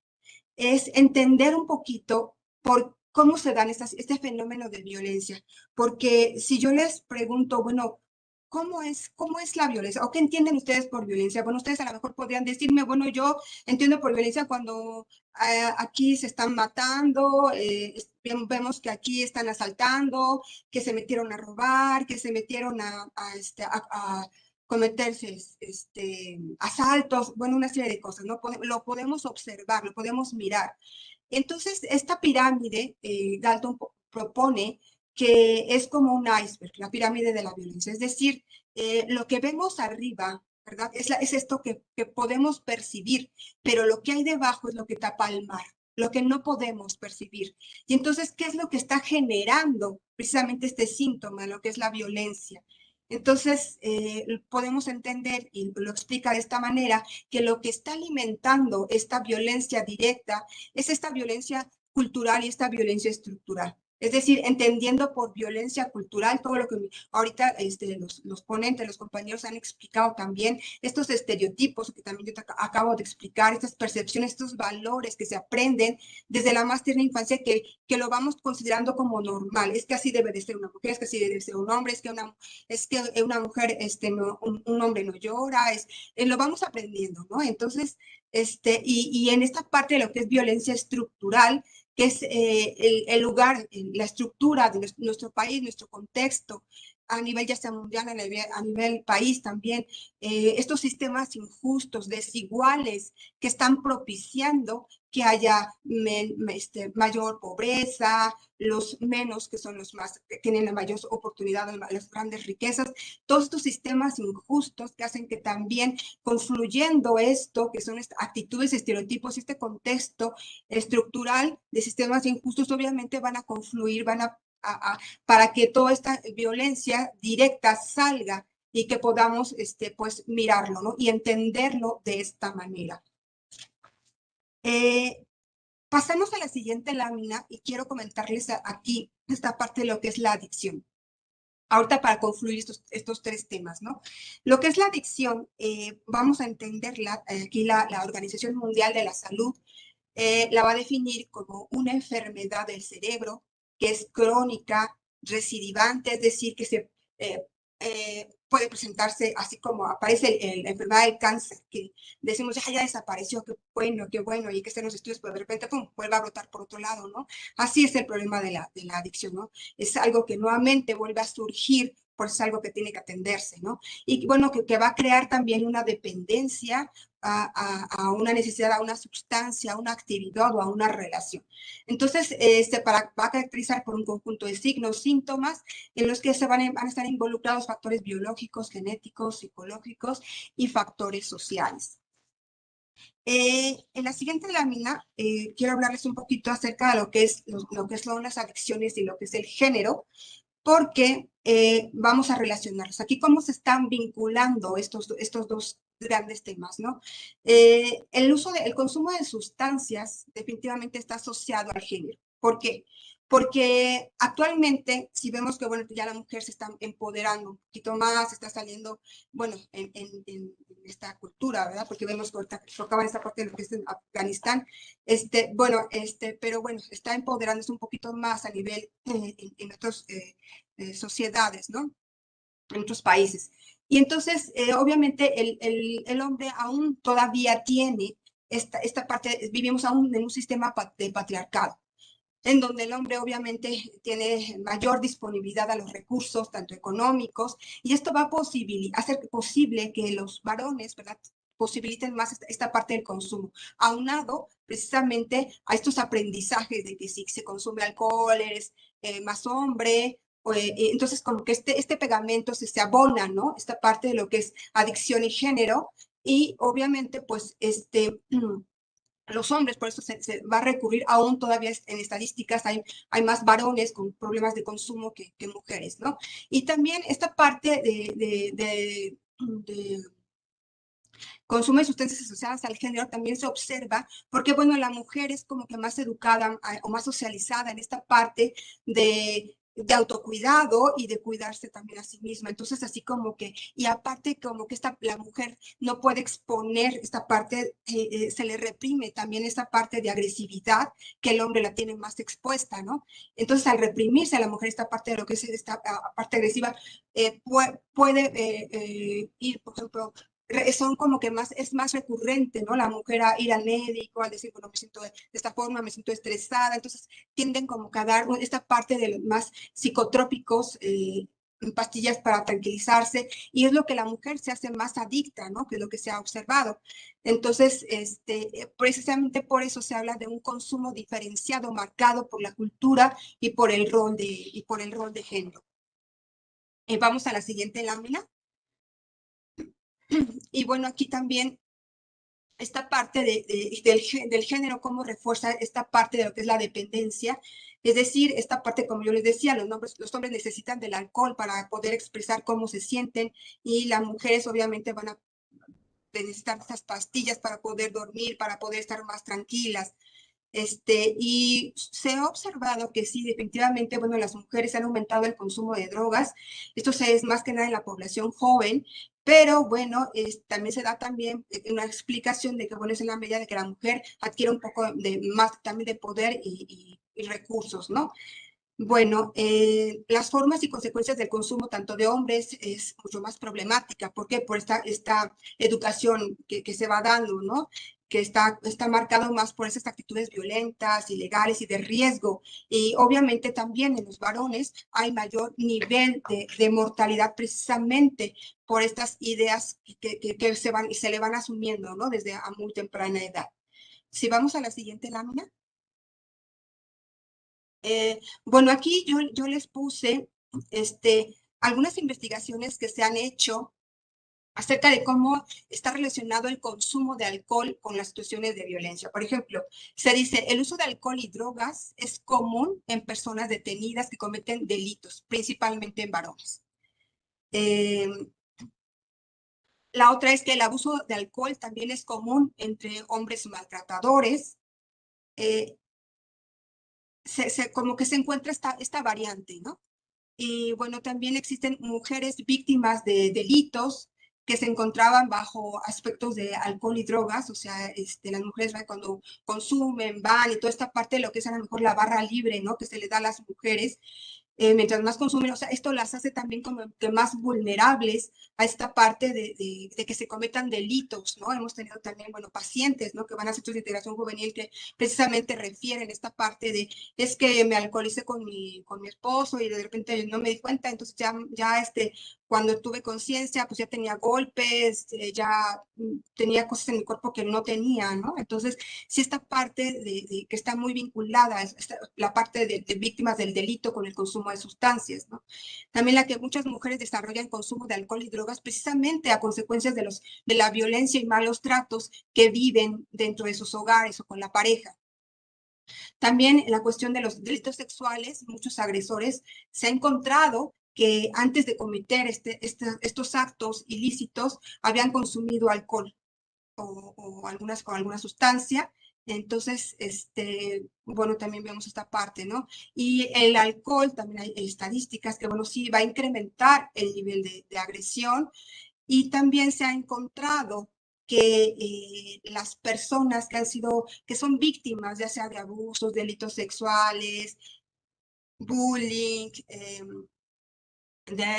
cualquier tipo de situaciones, se ha encontrado que son más propensas a consumir alcohol u sustancias. Sin embargo, estas estadísticas que sí son importantes, considero yo, hay que también entenderlas que sí son elevadas, pero hay que entender también que no son la causa de este maltrato o de esta violencia. ¿Sí me explico? O sea, es como ponerle una rayita más, o sea, a esto. Es como abonar un poco más, como un factor de riesgo. Porque, bueno, ya he explicado anteriormente a través de lo que es la pirámide de Galton, cómo se genera esta situación de violencia y qué es lo que subyace abajo, ¿verdad? ¿Qué es lo que está propiciando abajo para que podamos observar en la parte de arriba este síntoma, lo que es la violencia, ¿no? Entonces, podemos decir que ahora sí la cuestión de adicción, adictiva, viene como que es este pegamento que se viene a adherir un poquito más esta rayita que va a generar también que se dé esta situación de violencia. Pero, entonces, bueno, no podemos por eso achacarle totalmente la responsabilidad de la violencia a las drogas o al alcohol, ya que esta es una problemática que subyace más debajo de lo que en realidad el alcohol y las drogas lo que hacen es exponenciar más este factor de violencia, ¿no? Pero no es la causa y no es el origen. ¿Podemos ir a la siguiente lámina? Bien, existe, obviamente, bueno, también toda esta parte de lo que es el tráfico de drogas, distribución, todo esto que trae un alto coste, vidas humanas. Vemos también que también lo que son los efectos de consumo, el comportamiento personal, que bueno, toda esta parte pues es manejado por varones, ¿no? Precisamente por esta cuestión y esas actitudes aprendidas de género. Y quiero también comentarles que, bueno, también el efecto que tienen algunas drogas en las personas, hablando de que esta parte de que no es sí, la causa de lo que es la violencia, que las drogas, por ejemplo, van a tener factores y propiedades diferentes, ¿no? Por ejemplo, va a depender también en la persona la parte de lo que es la propiedad farmacológica de la sustancia, de lo que son las expectativas de esa persona quiere a través de lo que está consumiendo, sobre los efectos que está buscando, sobre el estado neurológico de la persona, también va a influir también la personalidad de ella, su temperamento, va a influir también el contexto social y el contexto cultural en el que se encuentra la persona y en el que ha sido socializada. Entonces yo creo que si a esto aunamos, ¿verdad? Este contexto social, cultural, aunamos el temperamento, la personalidad, el estado neurológico, las expectativas de la persona que consume sustancia, pues sí va a variar, ¿no? Depende de cada persona. Entonces, por ejemplo, hay sustancias como la cocaína, lo que es el crack, las anfetaminas, que son drogas que sí están relacionadas con comportamientos agresivos. ¿Por qué? Porque van a estimular esta parte del sistema amigdalino, que es el responsable de gestionar las emociones y los comportamientos agresivos. Entonces, hay que tomar en cuenta también esta parte de que hay drogas como que sí van a potenciar un poquito más estos comportamientos, estos agresivos. Sí. Vamos a la siguiente lámina. Y bueno, les comento que, bueno, al hablar de violencia, se nos viene a la mente, ¿verdad? Conceptos así como dominación, como resistencia, demostración de superioridad, dureza, valentía, arrojo, toda esta parte en donde, bueno, cultural, ¿no? Que se va aprendiendo que los hombres tienen que ser violentos y que tienen que adherirse a este sistema, si no, bueno, son de alguna manera juzgados, ¿no? Si se salen de estos patrones, ¿no? Entonces, de alguna manera, al hablar de toda esta parte de lo que son adicciones, género y violencia, que todo va a confluir, para que se haga esta parte de elección y género, para que se exponencie un poco más la situación de la violencia, es esta parte como un caldo de cultivo, ¿verdad? Muy propiciatorio para que se demuestren la parte de la subordinación de la mujer, la parte de la dominación, la parte de toda esta parte de lo que es el consumo de sustancias. Y entonces yo les puse abajo esta pregunta de, bueno, ¿por qué se recurre a la violencia? Bueno, porque culturalmente también se ha asignado como esta parte, como signo de virilidad, como que más evidente, ¿no? Entonces, precisamente los hombres por eso recurren a esta parte de lo que es la violencia. En la siguiente lámina podemos ver que, bueno, yo les pongo aquí temas que necesitamos atender, temas que necesitamos trabajar como instituciones, a nivel personal, todos de alguna manera, desde su lugar, tenemos que ir cambiando estas maneras, estas creencias, estas formas para tener una sociedad más igualitaria. Es trabajar desde instituciones, desde nivel personal también, sensibilizar a los jóvenes precisamente acerca de estos temas de igualdad de género, que es bastante importante el decir, no se busca que uno sea más que otro, sino simplemente se busca que haya una equidad, que haya una igualdad, que haya un respeto también a esas diferencias que existe tanto en hombres como en mujeres, bueno, incluirlas, como también se decía en un principio, desde desde inicio de educación, ¿no? Desde preescolar, que se vayan incluyendo estas materias para tener, obviamente, pues un sistema más justo, ¿no? También hay que entender este papel de violencia en la construcción de demostración de virilidad, pues que también son creencias, son falsas creencias, creencias irracionales que también hay que ir destruyendo en esta parte de la sociedad porque, bueno, esto va de alguna manera a exponenciar más al hombre, al consumo de sustancias y al consumo, obviamente, pues mayor muertes, ¿no? En los varones, ¿no? Desarrollar también planes de prevención del consumo de drogas de niños y niñas adolescentes, que, bueno, instituciones como Centros de Integración Juvenil lo está haciendo y como otras instituciones también lo están haciendo, ¿no? Prevenir esta situación que, bueno, puede orillar a los niños, a las niñas a tener un consumo pues ya dependiente y dañino. Formar también profesionales, ¿no? Los profesionales también tenemos que estar metidos en esta parte de lo que es la drogodependencia en temas de género, temas de violencia. Tenemos que entender toda esta parte para poder entender y poder ayudar a la sociedad que estamos tratando. Sensibilizar también a los jóvenes sobre acerca de lo que es la masculinidad como factor de riesgo sobre el abuso de drogas. Esto realmente, pues como les digo, son creencias y los exponencian más a situaciones de riesgo. También dotar a las mujeres, a las jóvenes en especial, de conocimientos y herramientas también para que minimicen y controlen el riesgo de ser víctimas de abuso o agresión sexual cuando consumen también algún tipo de drogas, ¿no? Son algunos puntos que a lo mejor yo quise poner aquí como esta parte de ¿qué temas tendríamos que trabajar, ¿no? Acerca de esta situación que estamos viviendo ahorita, ¿no? Que son las adicciones, género y violencia, ahorita en este enclaustramiento por el COVID, ¿no? Que se ha generado y que hemos visto pues altos índices de esta situación. Entonces, yo creo que hay que tener así como que mayor sensibilidad, conocimiento, el aprendizaje nos da poder, el conocimiento nos da poder para poder cambiar y tener visión diferente, para tener cambios en nuestra sociedad. Y bueno, pues hasta aquí llegaría mi ponencia, y pues agradecer.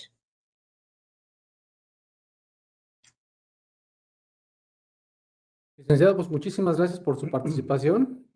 La verdad que como con los conferencistas anteriores, son temas muy delicados, muy profundos que tenemos que trabajar, como ustedes ya lo comentaron, de manera individual y de manera colectiva. Necesitamos implementar políticas públicas desde el ámbito gubernamental y políticas internas en cada uno de los individuos. Hay algunas preguntas que nos hace el público que nos está acompañando. Le pediré al oficial Simón Ibarra si puede leer alguna de las preguntas. Las demás se las haremos llegar igual de manera personal para que nos hiciera el favor de responderlas y a su vez nosotros transmitírselas a nuestro público. Adelante, licenciado. Sí, gracias, maestro. Pues son muchísimas, insisto, movió a conciencia, es la participación de nuestras y nuestro ponente, y la verdad es que mi respeto por lo que aquí se ha comentado, tiene que ver mucho con la educación, que se ha insistido por parte de quienes preguntan, quienes también hacen comentarios, y desde luego por parte de los ponentes. El programa DARE tiene mucho que ver con eso, Nora en otro momento nos va a explicar, sería importante que explicara DARE qué hace. Mucha gente no lo sabe, pero mucho de lo que aquí se ha comentado tiene que ver con DARE, Nora lo sabe, lo hemos visto, me tocó manejar ese programa hace tiempo y la verdad es que es muy importante y el papel que puede jugar en la sociedad fundamental. Algunas de las preguntas que ven acá, ¿por qué es tan difícil erradicar los estereotipos de género? Preguntan.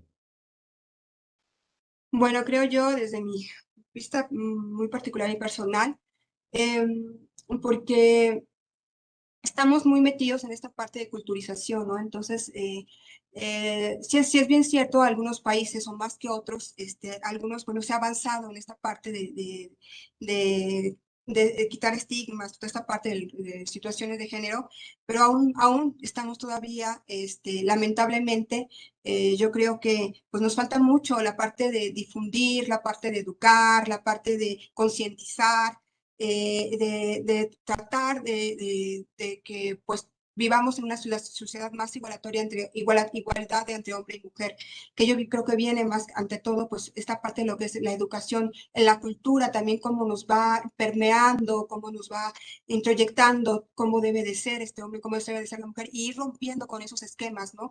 Que tendría que ser precisamente a través del conocimiento, a través de instituciones y todo esto que tendremos que ir desde muy temprana infancia, pues ir inculcando a los niños para ir cambiando, ¿no? Estas ideas, estas creencias que se tienen.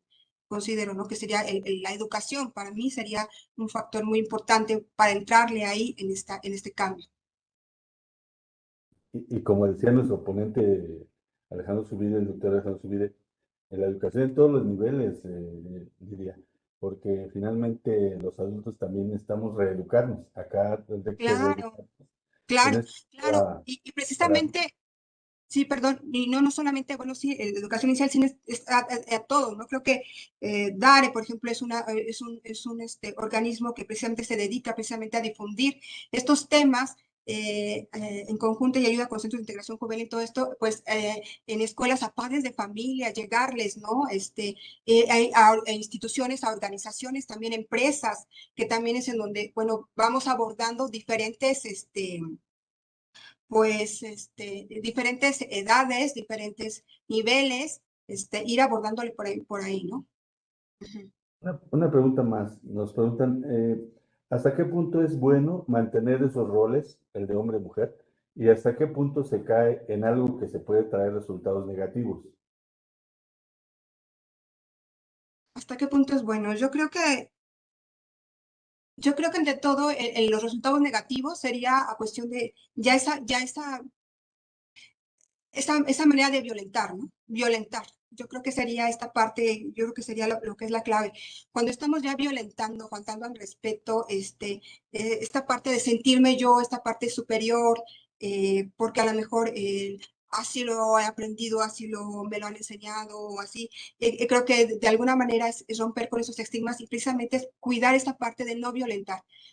Por ahí se decía y la parte de lo que es el respeto, como decía Benito Juárez, ¿no? El respeto al derecho ajeno es la paz, siempre respetando esta parte como individuos, como mujeres, como hombres, como a las poblaciones también, pues más vulnerables, ¿no? Que son ancianos, niños, mujeres, o sea, hay que tratar de esta parte de enseñar, esta parte del respeto. Ya es cuando se vulneran ya los derechos, es cuando ya pues, empieza este problema de violencia, ¿no? Hacia los demás. Una pregunta más. México es considerado un país machista, por tanto es muy común la violencia familiar. ¿Se podría decir que la violencia influye en el consumo de drogas?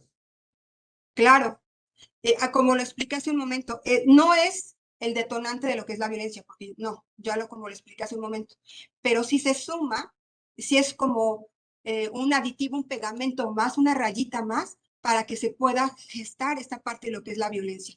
Hemos visto y les comenté que sí, el consumo de sustancias, puede haber algunas sustancias que sí impactan en alguna parte del cerebro en donde, pues, puede generar situaciones violentas. Entonces, México, desde mi muy particular punto de vista, estamos viviendo en un patriarcado que, bueno, estamos pues tratando de, pues tratar de, a través de la educación, a través de todo esto, pues tratar de llegar a una igualdad, ¿no? Hemos visto que sí, sí ha habido avances en cuanto a esto de lo que es la mujer, todo esto, pero aún siento que no se ha llegado, ¿verdad? A esta totalmente igualdad. Aún vemos mucha desigualdad todavía y mucha violencia a lo que es a la situación de la mujer y a las personas más vulnerables.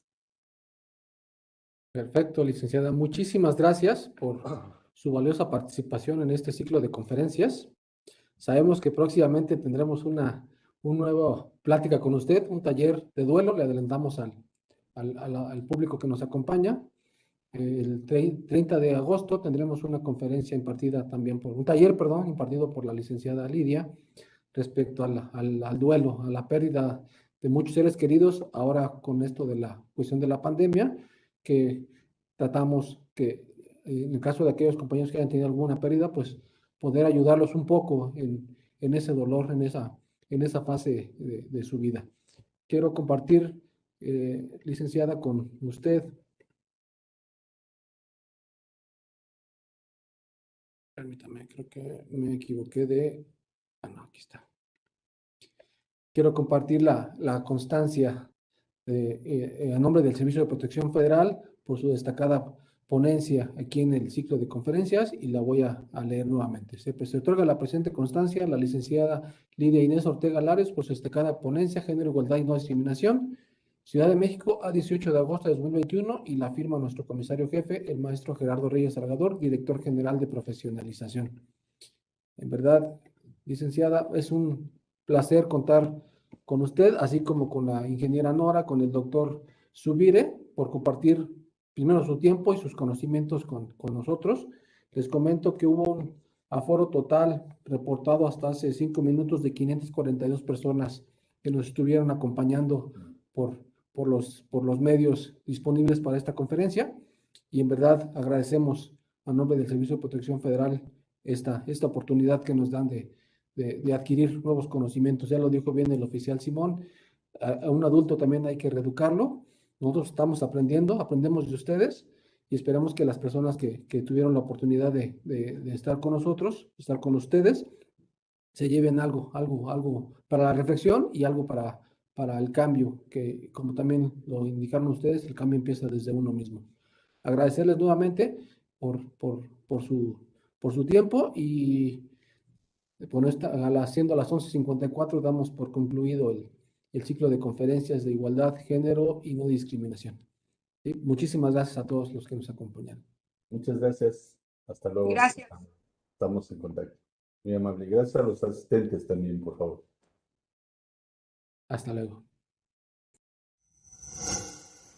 Gobierno de México.